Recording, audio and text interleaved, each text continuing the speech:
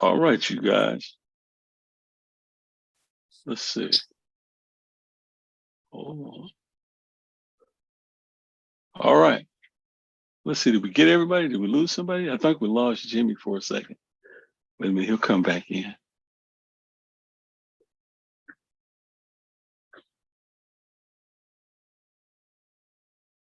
All right. Welcome back. Thank you. Hi, LaNita. Hi. We're just waiting on Jimmy to join us. Okay.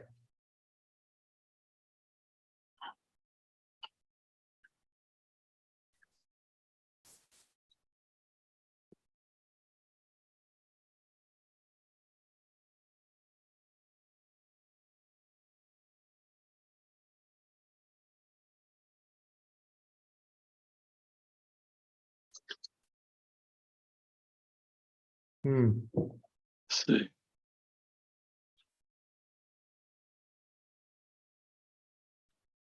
I'll text him. Yeah, text him. I was going to do it, but thank you, Roland. See, he's having trouble getting in with us.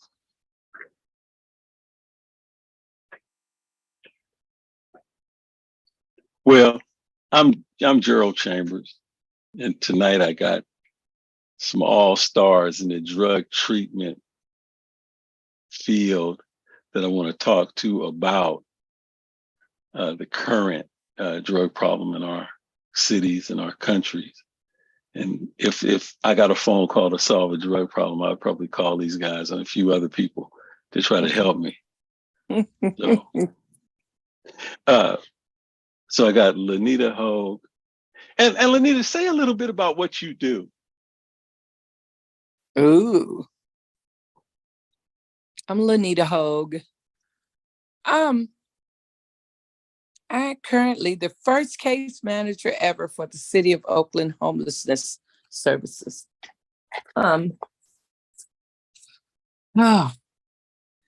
Case Manager 1, Community Homelessness Services with the Human Services Department. I manage homeless encampments, providing health and hygiene stations, deep cleaning. I am the liaison for the EMT with the City of Oakland, and I represent the Human Services Department Homelessness Services as the first case manager ever. What I really do is I go to each encampment and provide PPE supplies and make sure that the vendors for the health and hygiene porta potties and the wash stations, and I manage those in East Oakland, West and North. My second job, I am back at St. Mary's Center in Oakland as a therapy intern, getting ready to graduate with my master's degree in clinical mental health counseling in October. Right on. And we just are all kind of like representing our own ideas tonight. We're not really representing any agencies or anything like that. Roland, go ahead. What do you do? I've been working in addiction and mental health treatment since 1986, and I'm usually I'm a consultant now, mostly a teacher, a trainer, and a consultant, and I help set up rehabs. I've worked all over the world, all over the California, but internationally, consulting, open rehabs, train staff, and I'm an author, and I ran the chemical dependency studies at Cal State East Bay for a number of years, and this is all I've been doing since 1986, and I love it. And I've got a kind of unique perspective because I've seen how treatment is delivered in different continents, and people look to us as in the U.S. they look to us as the gold standard of certainly addiction treatment and mental health and a lot of things. So that's a lot of responsibility on us, and we got to be careful where we're leading people. Yeah. So, Thank you. Thank you. And Jimmy, talk a little bit about what you do. So I'm currently the outreach manager at a large outpatient facility here in Alameda County. I've been with them for about 20 years, and and I've worked in residential treatment as well. Right now, what I do is I'm kind of the liaison between the agency and the community. I go out also into homeless encampments and try to link people struggling with mental health and drug problems with available resources here in Alameda County. Right on. And I'm Gerald Chambers. I'm a marriage and family therapist. I usually work in the area of violence prevention, family violence, but I also do work with substance abuse, and I provide therapy to many people that are in treatment, drug treatment right now. And so, man, thank you guys, man. Thank you for being here and just taking the time for us to talk about this. So we got this huge drug problem in the country. We got like a big a crisis right now with a lot of drugs on the street and homelessness. So I got you guys together to just kind of get your perspective on this problem and what you think we need, what you think we ought to do, where are we going with drug treatment, but basically, what is drug treatment about for anybody that might be thinking about drug treatment? Just those kind of basic questions. But first, let's take a look at something. I want to share my screen and let's look at the city of San Francisco met today to discuss this crisis in a very different way. They met on the street. And let's see if I can pull this up and we just look at this for a second. Yeah, wait a minute. And then we'll talk. Yeah, it was on the news that. Yeah. Look at something. I want to share my screen. And I can't. The city of San Francisco met today to discuss this crisis in a very different way. They met on the street. I can't do what I'm trying to do. Hold on. And we just look at this for a second. Hold on. I thought I would be able to show this video. Wait a minute. Let's see if I can do it another way.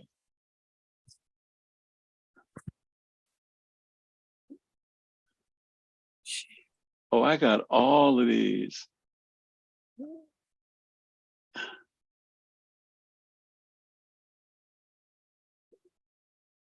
Wait a minute, you guys. I think I can do it, as a matter of fact. Let's see. Yeah, here's the one I want to share. No? God. I'm having trouble. I never did this before like this while I'm going live, sharing the screen. Okay. So let's see.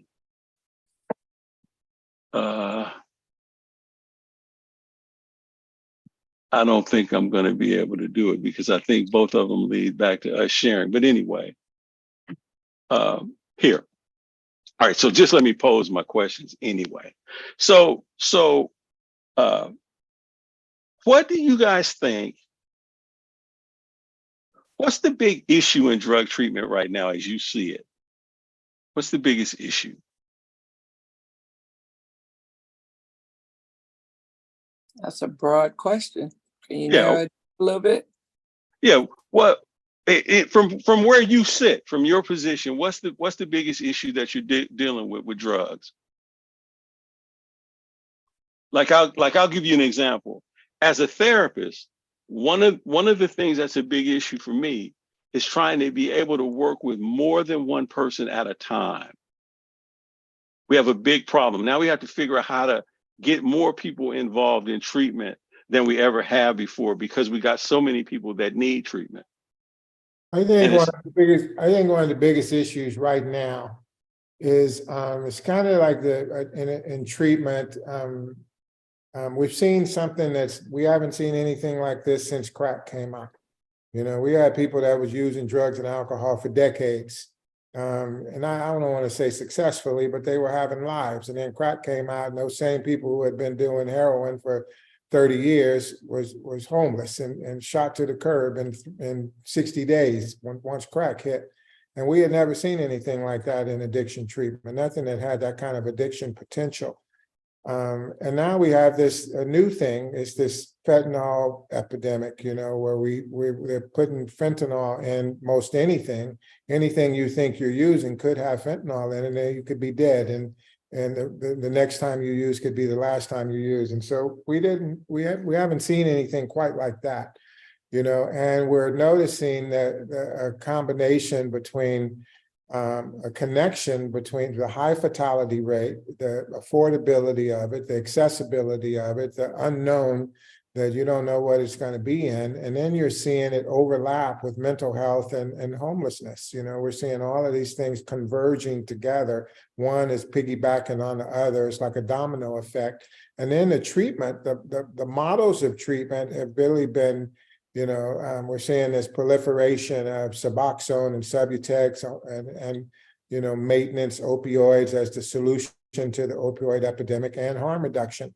And so you're seeing, so there's no one approach, you know, so we got to really, where historically each of these different factions kind of were anti the other, you know, prevention, harm reduction, opioid use, substitutes, and now and abstinence. All these different treatment models didn't even hang out with each other. We didn't even talk to each other. And now you've got all of the people being forced to come to the table and brainstorm, because there's no one side that's going to want to fix all of this. You know, it's going to need to be some collaboration for people who historically have not collaborated. You know, those are the things, and I think abstinence-based treatment is on the way out myself. I think that in 10 years, there's not going to be any real, there's going to be the much less focus on abstinence-based treatment as more and more funding is going into harm reduction and management and medication-assisted treatment. So a lot of philosophy changes, a lot of fatality, danger, the sense of urgency is much higher. You know, and the numbers, as you guys all know, the numbers are just huge, you know, so that's my thought. So thank you, Roland. That was kind of what I wanted to show in the video that I unsuccessfully tried to pull up, is that the city of San Francisco was having that conversation with multiple groups on the street. The government and mental health and drug treatment providers were all talking together about this, but they basically were pointing fingers at each other. So the collaboration piece is not there yet. Jimmy, did you want to say anything about how you see this? Yeah, actually, so, you know, I recognize that, yeah, I agree with Roland in the sense that, you know, the future of drug treatment definitely includes harm reduction and opiate replacement therapy. Whether you like it or not, you kind of have to embrace it if you want to evolve with, you know, with the, if you want to work in this field in the future, you have to accept that harm reduction saves lives. It does. There are people that, you know, probably we can't treat dead addicts. So if they're, if Suboxone or an opiate replacement therapy keeps them alive long enough to where they might receive the, you know, the desire to, you know, to stop using, or just if they just improve their lives by using, you know, using an opiate replacement therapy, you know, all of us have, like, I know for me personally, I have some moral conflicts when it comes to, you know, the same companies that created this epidemic are the ones that are making the treatment for the epidemic. So, you know, buying, you know, Suboxone from Pfizer, you know, when they played a huge role in you know, selling the opiate pain medications that started this, is kind of like somebody, a glass repair company, taping a flyer to a rock and throwing it through your window to advertise their, you know, their to fix your window, you know. So it's, you know, and it's challenging, because before they embraced this, back when methadone was the only option available, I remember going to county meetings and these doctors with 3 or 4 cell phones, all excited about this coming, you know, the you know, Suboxone wave that was coming. And I remember asking them, is where's this money going to come from? Is this money going to be taken from regular treatment, or is this going to be additional funds? And, you know, I have a son that recently was incarcerated. That's a meth addict. He's not an opiate addict. And they offered him early release if he was to get on Suboxone. And to me, that doesn't make sense to offer inmates early releases if they get hooked on something that they're not even hooked on to begin with. So, to me, there's a lot of questions that I have about it. As far as the bigger picture of the opiate crisis, or and it's not just opiates. I can tell you that we've got rampant methamphetamine addiction in the inner cities that we didn't have 20 years ago. In the Black community, you have a ton of methamphetamine users, which wasn't the case in the 90s. And so it's a combination of things. The harm reduction is definitely, I think, the direction that we're going. And I have conflict. I have, I think that there's sometimes, the more resources we provide, as far as in terms of the more choices we give people, a lot of times they're going to choose the path of least resistance. Well, I think that's one of the things that San Francisco is kind of finding out. They had a couple of safe injection sites that closed down. They've been giving out free needles as part of harm reduction, but it doesn't seem to be helping the problem at all. So they're seeing the limits of harm reduction, I think, right now, in that you can help people that are using drugs feel more comfortable and do that safer, but they might not choose to get off drugs if they can do that, right?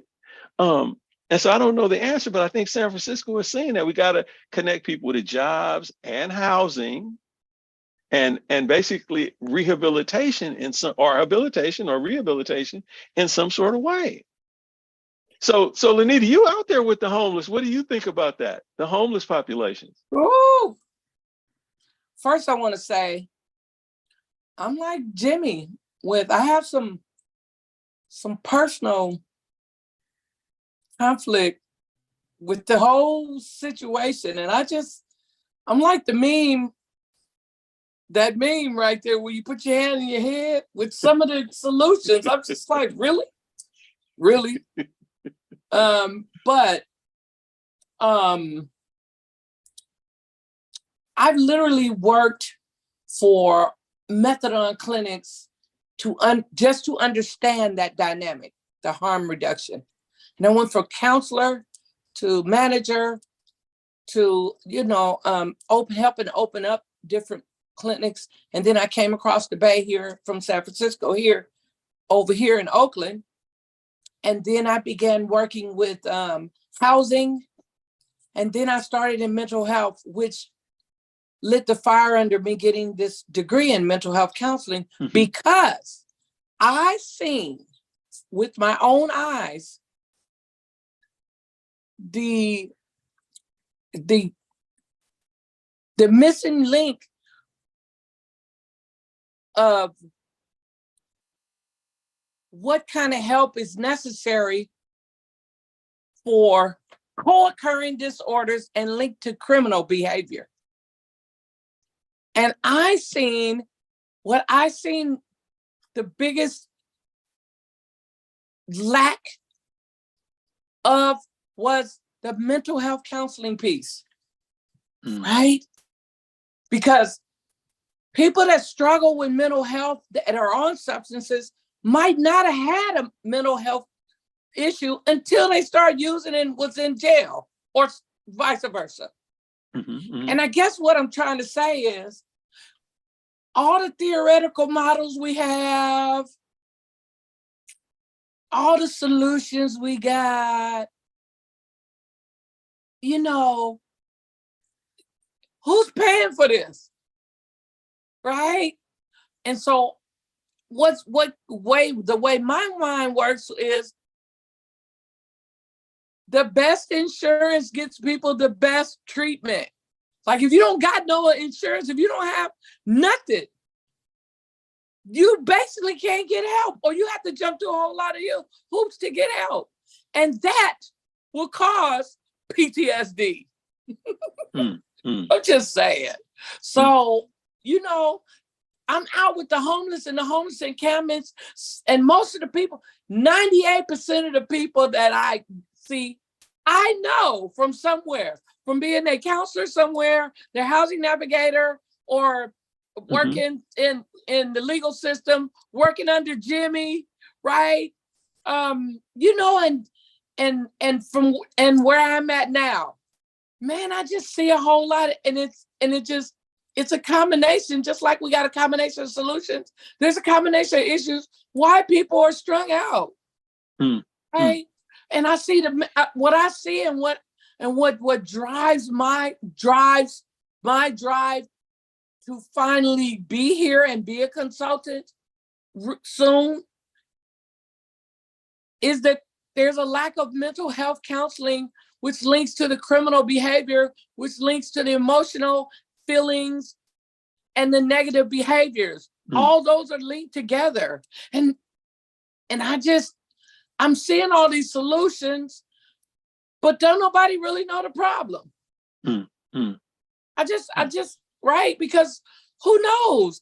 You know, you got grandma still out there as a prostitute, right? You got gentrification that has caused somebody to use drugs, right? And to have mental issues because they seen their house bought by somebody else, and now they got a tent in front of it at Raymundi Park, and they can't, and the people that bought their grandmama's house for pennies don't want them in front of their grandmama's house no more.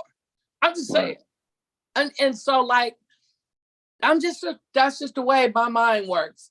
But let me add something to what LaNita's saying, because I think she's touching on some really important pieces. One is the socioeconomic piece, you know, and access to funding, access even to the drugs. You know, you see, it's not just black and white and brown, it's poor. It's the haves and the have-nots. And the people that have it have better access to treatment. The people that don't are very limited in what kind of treatment they're able to access. They're even limited in what kind of opioid replacement drugs, medication-assisted treatment they get, because they don't get access to a lot of the Suboxone and Subutex. They put them right on methadone. The methadone is at much higher doses now. There's the combination with the mental health and the substance use disorders. A lot of people, those of us who have grown up in an abstinence-based model, you know, that worked for our recovery programs, mostly are abstinence-based. Well, when you throw in the trauma and the homelessness and the mental health issues that LaNita's talking about, abstinence is not a good solution for a lot of those people, because when they're not using, they're not feeling better. When they're not using, all of this untreated psychosis, these psychiatric disorders, the trauma, their life situation is miserable. So not using doesn't feel good. You know, so we're trying to put people in a position that actually, in some cases, re-traumatizes people. So you know, and we are going to have to, like Jimmy said, if you're going to evolve, I remember when Gerald, you remember this too. Years ago, when you had insurance, you could go to rehab, any rehab you wanted to. anyone. Sure. One you wanted to, if you had insurance. We didn't ask no questions. If you got insurance, yeah, come on in. And then in about 1990, 1991, managed care hit, and you couldn't use your insurance unless you got approved by a third party, by a utilization review company. Said, no, we ain't going to pay for treatment unless you meet medical necessity. And a lot of treatment programs didn't like that. You don't tell us how to do business. And a lot of treatment programs shut down because they couldn't get on board with this new managed care component. They were doing it the way, let me finish real quick. They were used to doing it the way they wanted to do it. And a lot of places didn't survive. We're at that juncture right now, that the way that we used to do business and treatment and mental health, where we each had our own territory, we each did it like we wanted, those days are over. Because the sense of the urgency, the numbers, the fatalities, all of that is forcing us to come to the table. We got to come to the table and negotiate how can we do something if we want to see any changes. And so people are having to let go of a lot of real strongly held beliefs that in the past we didn't have to believe in what you believe. if we want to see any changes, we're going to have to do just what LaNita and Jimmy are saying. We're going to have to figure out how to deal with the criminal component, the homelessness, the mental health issues, the substance use, and look at it from a lot of different perspectives. What is the value? I love what Jimmy said, that, you know, we can't treat dead addicts. So I don't care how you can be on your high horse as long as you want. You can't treat dead addicts. We got to figure out how we're going to deal with all of this. And in this socioeconomic time, geographically, we're in one of the most expensive places to live in the world. The world. And like she said, the gentrification, people coming in, bought this property, now you can't afford to live in your own community anymore. You think you ain't going to have some issues behind that? And the city of San Francisco has kind of got some reverse gentrification, right? The homeless and the mentally ill and the drug addicted have taken over downtown, and all the retail is fleeing. Right? And so what about, let's talk about housing. There's a housing first model. I'm not saying it's whether it's good or bad. What I'm saying is, where? Because I don't know, housing is so scarce.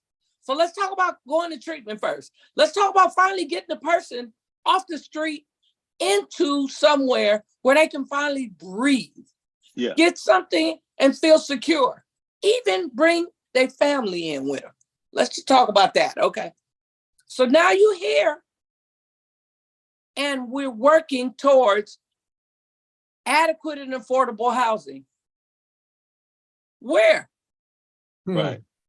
Because aftercare almost don't exist no more.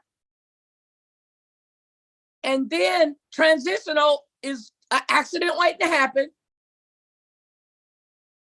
And then into affordable housing. Right. Where is that at? Where does that live at? And that's kind of the point that I was making. It's one thing to help a drug user feel, you know, use a clean needle and have a safe place to use. But then what? Right. Then what choice does a person have, right? And no change is going to happen until a person feels safe. So the housing issue, that housing component, getting off the street, living on the street is a threat to your mental health. The longer you stay out there, you're going to lose your mental health. If you're not mentally ill when you hit the street, if you stay out there long enough, you're going to be mentally ill. We all know that. Let me add something, Gerald, before I forget, because I did some work in Copenhagen a couple of years ago, and they have an interesting model because they have injection sites, but they have secured a little, like LaNita said, where are you going to do it? Well, they secured an area, about a 6-block radius, where they have, not only do they have an injection site where they offer not only place to safely use drugs, but they offer, in addition to methadone, they offer heroin, clean heroin. And so those are some options that they use, but they have all those wraparound services that you talked about. Within that same building that they do the injection sites, they have social services, they have vocational services, they have obviously hygiene things, but they have housing, offices right there. So you can go right from the injection to sit and talk to somebody who could help do case management and connect you with all of these other resources. And they have housing right next to that. They have buildings that they've converted to have rooms for people to stay. So they have this whole radius that of a 4 to 6 block radius of all these wraparound services right there at the same place that people come to inject. And I think that they're fortunate that, and what LaNita said, like, where are you going to put these people? Where are you going to do? How are you going to get the person from point A after they safely inject? Like you're saying, then what? Where do they go there? They just go stumbling down the street and they got to get 10 blocks to get to the next right. All that. Let's talk about the person that's been using so long that they're out of touch with, or they have never, like for instance, my parents didn't teach me money management because they didn't know, right? Right. So we get here, we get clean, we get a little place to stay, we get a little confidence, and now it's time to job seek. But you have no idea that this person don't even know how to read, right? Right? Okay. And so there is the issue right there of trying to figure that piece out if the client lets you, if they give you that piece. Because we put ourselves in other people's shoes. I never would let you know I couldn't read after I did all that. I'm gonna act as if. Or, you got all this confidence built up and now you got to jump through all these hoops to get housing or a job. How do you fill out an application? How do you write a resume, right? And then the wraparound services, including the motivational interview, and yes, you got this, you could do this, and help you with it, right? Help you build the resume. And I seen somewhere in LinkedIn where it said resumes gaps. It was talked about the resumes gaps. This was yesterday. The resume gap doesn't mean that the person wasn't working. And then you fill it in. Like us, it's been working. You fill in why you had a gap in resume. I can tell you a whole lot of reasons why I have had some gaps in my resume, right? And I'm just saying, for a person that just got clean, or just, how about the person that took that medication that was prescribed to them, but it didn't work? So she stopped taking that medication, and now it's not even open to medication. Instead of us convincing that person that was not the right, validating that wasn't the right medication, let's try something different. And once the person gets something different, if that is what it is, helping them now. Now what? Let's try resume building, money management. Let's get you a vocational skills, right? Or whatever that person, right. But how about checking in with that person to find out if they okay with that? Because somewhere down the line, we stop collaborating with people about, like, treatment plans always been collaborated with the client and the professional. But somewhere down the line, clients don't even understand what's on their treatment plan, or they didn't agree to that. No. Right. Now, you guys, a key word that's coming up between you and Roland is collaboration. Roland was talking about collaboration between agencies and providers, and you're talking about collaborating with the client. And that's something that we're struggling with in these United States. Right. Who's collaborating? A lot of times we're not collaborating in our relationships at home. We're not collaborating on the job. We're not collaborating with agencies. That's a big deal. That's part of the problem. We need to start collaborating with each other in a way to solve some of these problems. But everything was client oriented a while back. It was. And when we were writing everything. Hey, I got a question for you guys. I have a question this is for all you guys. I've been fortunate the last couple of years to get to do a lot of traveling within the United States. And I've gone to some cities like Washington, D.C., New York, Atlanta. I've gone to a lot of places where, Miami, some beautiful spots. And it seems as if there are a lot of big cities, a lot of large metropolitan areas with diverse populations that I'm certain have drug problems, but nowhere is it anywhere near as prevalent as it is here in the Bay Area. And so I have my own theories on why that may be. I mean, the weather is mild, it's beautiful, lots of generous tourists, relatively few consequences for panhandling or even smash and grab burglaries or robberies. Very soft on crime in this area. I was at here in Castro Valley, a nice suburb. You went out, Jimmy. We lose Jimmy. Wait a minute, he might come back. In the East Bay. An entire basket full of liquor out of the store, and nobody said anything to him. A lot of places that's not the case. So I think to some extent, my question is, the more resources we provide for people, it's almost like we're attracting them to this area, or we're robbing them of the motivation to change, or the gift of desperation, as we used to say, somehow by, I mean, if you own a business in San Francisco, there was a guy that squirted a guy on his to get him out of the doorway, squirted him with a water hose, and he got beat up and got his windows broke and all kinds of horrible stuff because people couldn't come into his business because of people sleeping and laying down in front of his doorway. So what is do we continue to throw resources at it without any consequences? What do you guys think? Hey, when I was working in the Tenderloin was known for, you can come up here if you want to, go to the Tenderloin.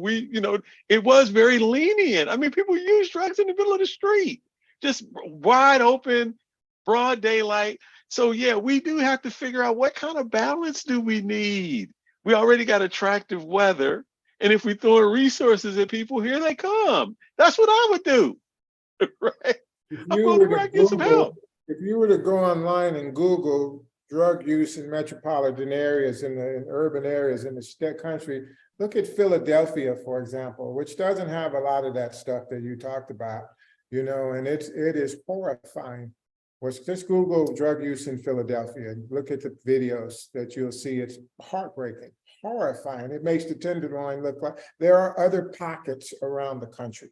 And I think what happened is that when people got priced out, when the rents went sky, I mean, it's been a rough 3 or 4 years in general. The world has been turned upside down with the pandemic, with all this weather, with the fires, with the floods. You look at New Orleans, you look at different parts of the country that have been hit with the elections, with the strife, with the political stuff, with the divisiveness that's been going on. It's just been rough for people.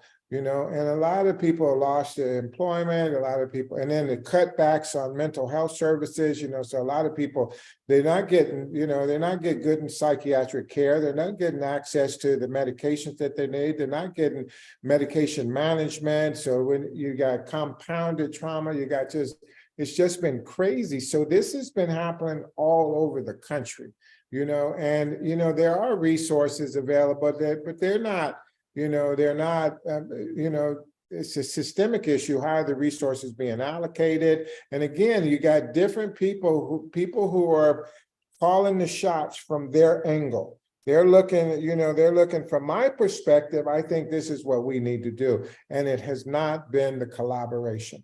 And it is a complicated issue. It's not a simple solution. It's going to take years to figure that out. And so even in the spirit of what you're saying, Jimmy, the reality is this is what it is right now. I mean, we can talk about, well, we can maybe shift directions, and we could start being more punitive, or we could be less attractive to the people who want to take advantage of the resources that are available. But the reality is we're already in it now. The horse is out of the horse is out of the barn? Yeah. Yeah, the horse is already out of the barn. We got to think about this.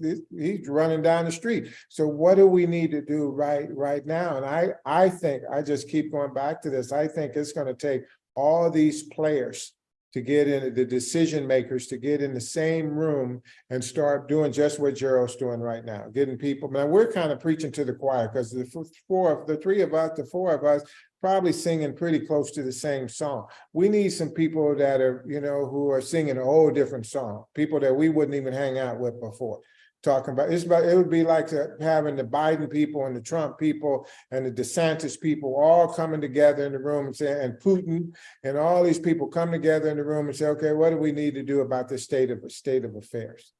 And listen to each other. I got to listen to this guy. I don't even like him. I don't like nothing about him, but I need to listen to this guy. Now, Roland, you arguing for why 12-step recovery is so doggone important. Where do we do that? We do that in 12-step rooms. We get together and a diverse group of problem solvers put our heads together about how to stay clean one day at a time. I think we may be the last one standing. Listen, I'm thinking this in what you're saying, it would be more like the 12-step people talking to the NA, Yes.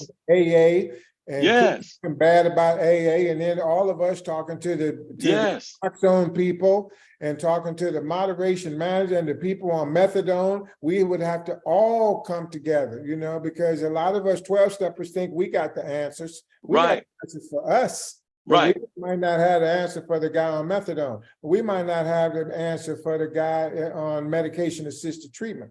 We might not have the answer for the harm reduction guy. So we all need to come together because each person feels just as strongly that their perspective is the right perspective. Right? Yes. Yes. Yeah. Yes.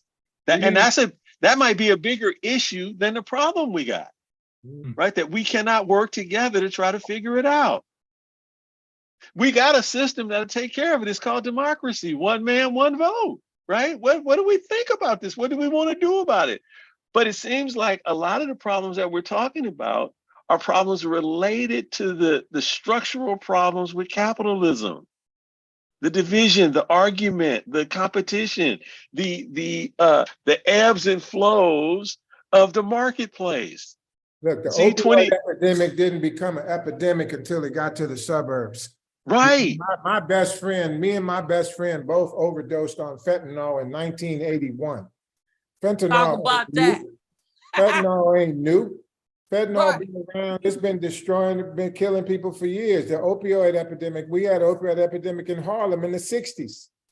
You know, Right. we didn't care nothing about AIDS when AIDS was just killing junkies and homosexuals. Nobody cared about AIDS until AIDS Right. got into the suburbs. It is Right. definitely a socioeconomic issue. When it starts messing with it, when you benefit from the status quo, you don't care about the people who don't benefit from it. Right. But people didn't care about homelessness until the homeless. I know that guy, Jimmy, personally. That's a close friend of mine, Collier Gwynn, who squirted the lady sitting in front of her house. People didn't care about the homelessness until the homelessness started camping out in front of your house. People Right. walked like they was invisible. I watched people walk by homeless people like they invisible until the people started getting in your space and made you pay attention to them.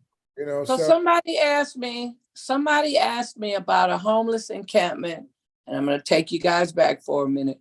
That was right across the lake on 2nd Ave where the tiny homes are, right? Mm-hmm. And so, when we were clearing that hill, I was on vacation. I went on vacation, and I came back, and advocates were there. And I knew some of the advocates too. And so me and a few advocates had these conversations, and they was like, so LaNita, the homeless encampment, and I was telling them, this homeless encampment looks exactly like any homeless encampment without the bushes. It's just bothering people because it ain't got the bushes right there. But it looks like any homeless, and I must say, homeless encampments was all under every freeway in the bushes until I'm gonna leave some nameless entities out. Yeah, Start please do. clearing them away. Start clearing them away, and made it somebody else's problem. So it start being the blame game. Yeah, okay. Yeah. So we're gonna take them from under here under the freeways because this is our property, and now we're gonna make it a city property. Okay, a city problem. Okay. Yeah. And so people start going by and giving money and saying, here's 50,000, just don't put them in my neighborhood. Right. Right. And so listen, in Washington, D.C., right at the home of our, the seat of our government, right down the street from the White House is some of the worst poverty you can ever imagine. And when they have a big, where a lot of people come to the DC for some kind of event, you know what they do? They do like we use like a person would clean the weed sweepers, Yeah. the weed blowers. They have a weed blower approach that they would come out just like the landscapers would come out and blow the weeds from in front of your house. So your lawn looks good, but they just blow the weeds down the street somewhere. They just blowing the weeds away. Right. So whenever they would have some big event in DC, they would come out and do just like what LaNita's saying. They would come and let's move them away from here I don't care where you go. You're going to go somewhere else over there, but we're going to clean this homeless encampment up, you know, and they use a weed eater approach. It's no solution. All it is moving it around. That's a good point that you make, because that seems like what we're doing with problems now. We're not really creating solutions as much as we're just kicking it down the road a little bit. And we're blaming. Right, and blame it because we don't know. Look, this is the biggest thing in my therapy practice. It's trying to get people to understand how to collaborate. Or how to That's own the what problem. you got. Right. How to own it. collaborate with another person. How do you solve a damn problem without putting somebody in the hospital or breaking up your family or having to take a hit or break the law? It's collaboration. You guys are on it. We are guilty of that. All of us, coming from Yes. whatever orientation, whatever worked for us, however training we had, whatever our preference is, we're very territorial around that, and myself included, very resistant to seeing the other side, validating that the other side even makes sense. And I personally, in my career, I'm glad I'm getting on the tail end of my career, by the way. I'm not. Done, you know?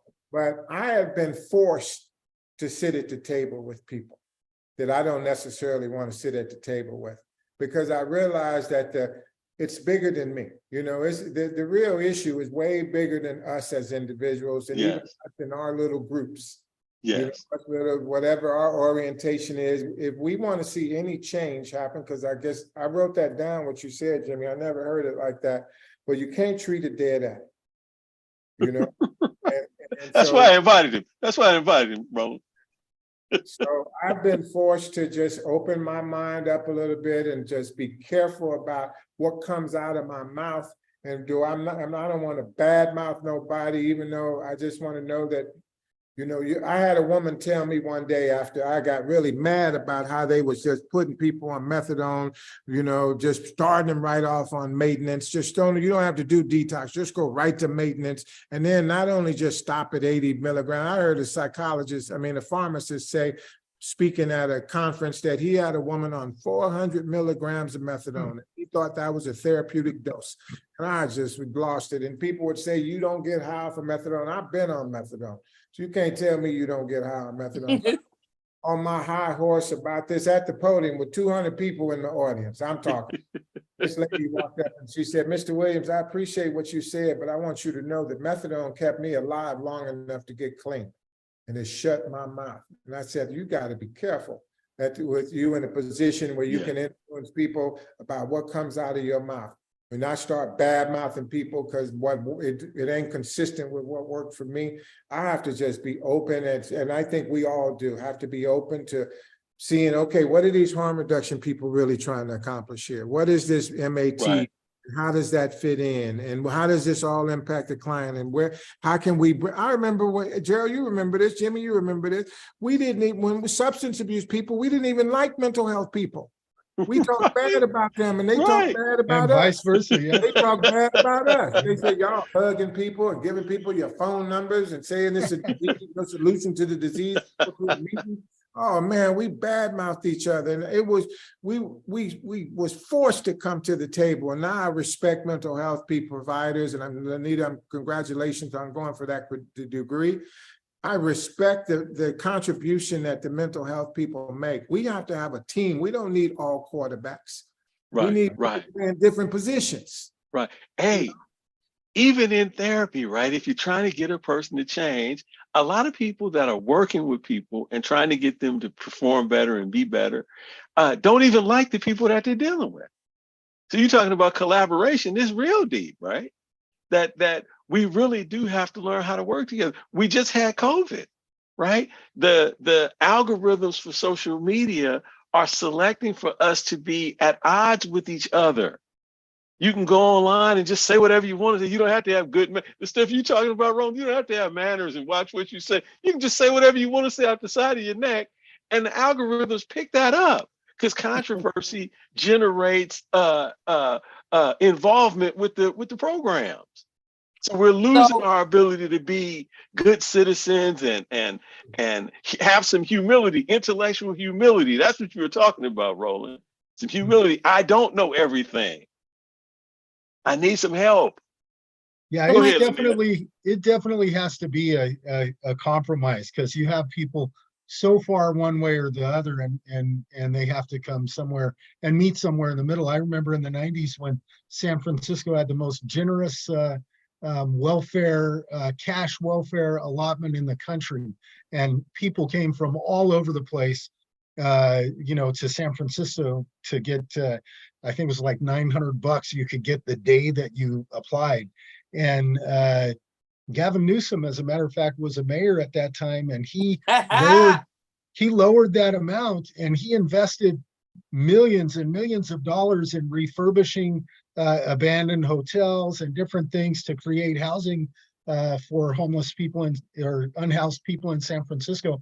And what happened is a lot of the people, they wanted to house them first, and they did, but they had to have some type of regulation on, you can't bring 30 people into your house in the middle of the night, and you have to Yeah. be quiet after a certain thing. And what happened is a lot of the people that they housed, within a few days, they were sleeping back out on the street because Yeah. they weren't able to follow any rules. And so Right. it's challenging. It's there's no kind of clear cut answer to it. It's, they're opening these navigation centers, which are a great thing, and everybody wants them, but nobody wants them in their neighborhood. And people in San Francisco, before they opened this big one that was on a square block, the people that owned homes in that area fought against it because they thought that crime was going to go up, and the property value of their houses or their penthouses were going to go down. And it did. They brought it in, and then crime, their cars, everything they were afraid of happening happened. So you can't really get mad at, you got to kind of, there's got to be some compromise. It's not one way or the other. You have to meet somewhere in the middle, some rational solution. I want to bring back the attention to the needle exchange, right? There has always been a needle exchange, but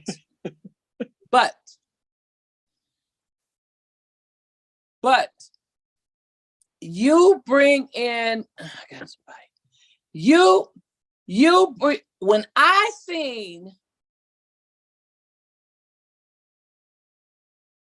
when I seen the van, now I'm gonna leave the van's nameless too. When I seen the van now pull up, it was almost like an ice cream truck, because they giving out meth pipe. You can have a choice of a meth or a crack pipe, a clean outfit, rubber bands, staples, paper towel, PP, and I'm like, wait, what? Me, myself, I was thinking, and that when I was, anyway. Right. Right? And I'm like, it had made me think about what Jimmy said, the resources, right? And I was like, how did we get here? How do we get, you can either have a choice of a meth or a crack pipe. I'm like, huh? You got a lighter and something else in the, I'm like, wow. Things have changed, huh? And then I want to share with you guys, I also have a son, my baby son, who made it all the way to the 12th grade. Like, I got 2 Black boys that are still both alive. So I'm grateful. Yeah. What do I tell my Black boys? Right? I'm careful. So my son was a class of 2020, pandemic hit. So it stripped him of his senior prom, graduation and all that. And the other classes behind them had to adjust to learn online. Yeah. Okay. So he got a diagnosis of PTSD. However, we did not know that it stemmed prior pandemic, right? Now, and I'm just going somewhere with this. Like, this came, The pandemic came.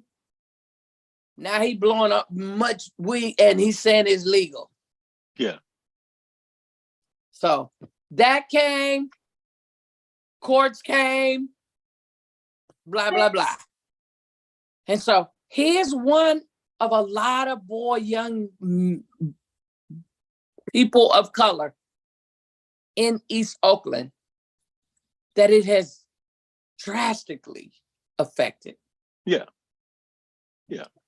So, our solutions kind of hit home sometime, and what do we do? Yeah. Well, I personally think you guys are doing what I wanted you to do. I think collaboration is a key idea here, right? Now, here's the thing about that, right? See, the funny thing about a democracy and why we don't have one is because in a democracy, you don't get what you want. You get what you can live with. And so it's been rigged so that the people at the top can get what they want. And a lot of these problems that we're talking about are the direct result of how the system is rigged. So it's like winner take all now. It's like we don't have a group conscience. We're not voting. We're not collaborating with each other. We're trying to take as much as we can take. And a lot of these problems, whether it's housing, big housing bubble, they gambled on housing, lost, and now we got a big housing bubble, and now we got all these people on the street.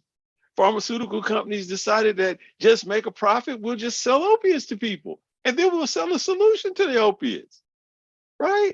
We got corruption everywhere, from the top of the government all the way down. If you have a corrupt government, you're gonna have all kinds of problems, right? So a lot of these problems are bigger than us. But the key thing and the reason why I'm so glad I got you guys together is collaboration is the key. How do we collaborate? We still got to work on that. And we're a long way from, you guys are on it. We're a long way from, that's the problem. We need to collaborate to solve some of these problems.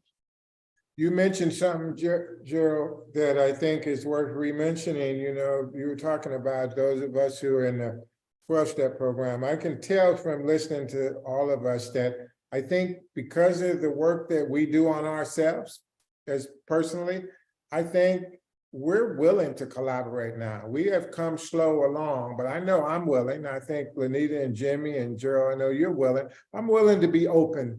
I'm willing to make amends. I'm willing to promptly admit when I'm wrong. I'm willing to consider another way. I'm willing to look at my part of the street. I'm willing to say, how have I been part of the problem? But I don't think a lot of these other factions necessarily, and I don't want to, maybe I'm bad-mouthing people now, I'm not intending to, but I don't think they may be as willing as we are to even come to the table. I don't think a lot of those people, I think their deep resentments, and without having some program to manage their own resentments, I think they're still quite resentful towards us. And so will they validate, will they respect us if we come to the table and respect our opinion, our contribution? I've had people tell me, look, you're antiquated, you're outdated, it's unfair what you're talking about. Your perspective is done. Why they don't validate my position necessarily. So even though I think there's a whole lot of work that's got to be done before we can all even come to the table. I think we got a little head start because of our orientation. Yeah. And ultimately, this is going to come down to us as individuals taking care of ourselves, doing the stuff that we need to do so that we can. I think people will collaborate if they can. Right? I don't automatically assume you won't collaborate with me. I think there's something interfering with it. It might be beliefs. It might be your economic status. It might be your education. It might be anything, but there's something interfering with it. And I still, as an individual, just got to be open to collaborating. Even if you don't collaborate, it's still the right thing to do. I think they'll collaborate when they have to. Imagine a plane crash. It's got to be like a plane crash where all these people, the people sitting in first class, the people sitting in coach, they wouldn't even talk to each other. People of all different races, ethnicities, socioeconomic classes, etc. They just all on the plane. But if the plane crashes and it's on the desert island, now everybody has to work together. Do we work together? become into one of those things where people are going to be forced to work together. You stuck with me, whether I voted for Trump or not, whether I'm living in the Presidio or Right. the Tenderloin. We got to come together. We're forced to come together, and I think that's what it's going to take. Unfortunately, I'm gonna call London Breed when I get off here. I'm gonna tell her to collaborate. If she wants to solve a problem, I'm gonna tell her, hey, you better collaborate with luck. some folks. The think tank has decided that we need to collaborate in order to solve this damn problem. you need to So, bring everybody to the table. so okay. Do anybody else got any questions? What are we thinking about this right now where we are? Anything else coming up? What next? Say What more about next, that. G? What do you mean, What what next? What next, G? Because I'm aboard. Count me in. Well, I just get people together to talk about these things, right? So wait a minute. Let's do some service right now. What's the easiest way to get into treatment right now if you're looking for treatment? If somebody's out there looking for treatment, what's the easiest way to get into treatment? So in Alameda County, you can call Centerpoint. They will, that's one thing that's improved a lot in the last year or two is you can call Centerpoint. You can get somebody right into, they'll do a phone Assessment, assessment and a little intake on you. And they have access to every resource that's available in Alameda County. And they That's will, specific for Alameda County residents, right? I believe they have them in other areas, but yeah, that is. It's called access Alameda too. County. What Jimmy's talking about is called access. So my wife just brought in a turtle. I have no idea what I'm gonna do with this thing. Where'd you She get it? walked in, just ran in the room and said, Sit here. Sit here. Them turtles got hallucinogenics on their bellies. You're gonna have to change it. "Here, take this." I'm like, what? Yeah, that's the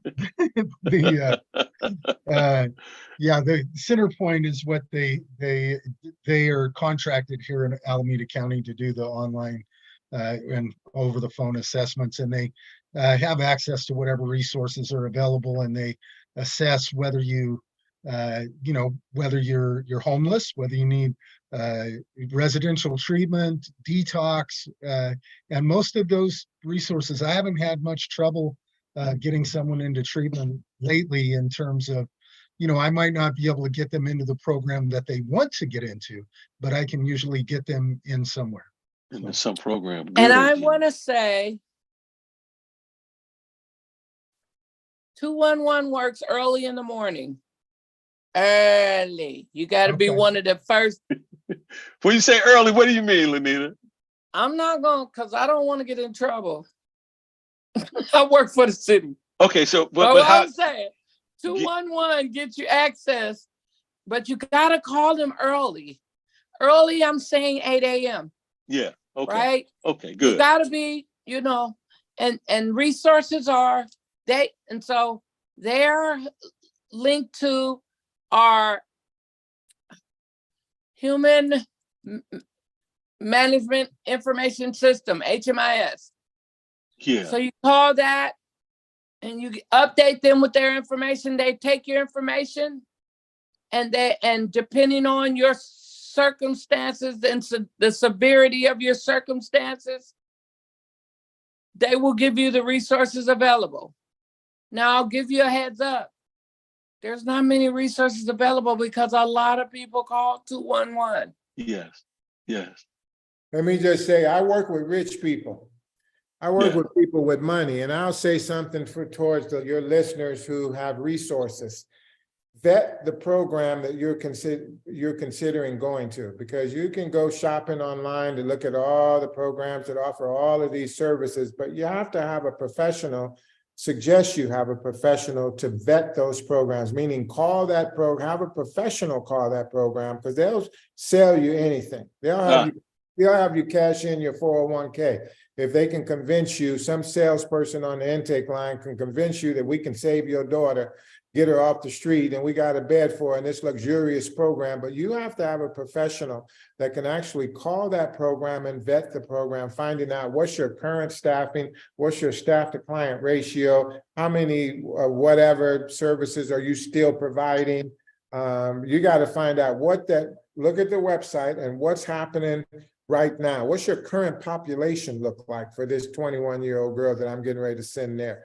You got to find out all of that stuff, because I've seen people get with resources get bamboozled. They buy what they see on the website. They didn't know what questions to ask. They didn't know what that website was from 2 years ago. I don't know what's happening today. So I think for those who have resources, they need to have somebody help with that and find out what the program is actually providing today. Man, thank you so much for that. Because some people do have resources, right? I'm in private practice. I don't deal with insurance, so it's an out-of-pocket expense. There are people of color with the resources to pay for services, right? And so thank you for saying that. Yeah, whatever color they are, there's people. Right. That ain't homeless. Right. That can, and there's no right price for the wrong item. So you need some help figuring out what to get, just in life, period. We need help figuring out how to have the best life. We can't figure it out on our own. If nobody shows you how, you can't really figure it out. And so, yeah, hey, that's why I wanted a diverse group of people on here with me tonight. That's why I thank you guys so much, man. Anybody want to say anything else before we go? It was a pleasure. Yeah, same here. Yeah, it was great to see all you guys. I've never met you, Roland, but I know Jimmy and Gerald very well. Roland is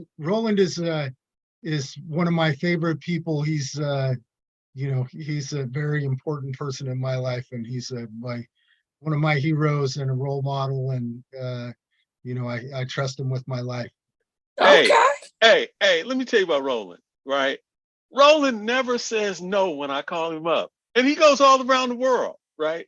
And he never says, if I ask him, hey, Roland, I need your voice on this, he just shows up. Yeah, I just really, really appreciate that, right? Well, I feel honored and made a contribution. So all you guys, right? I feel honored then that you asked me. You guys are my people. All right, so I guess this is it, you guys. Until next time, we'll solve another world problem.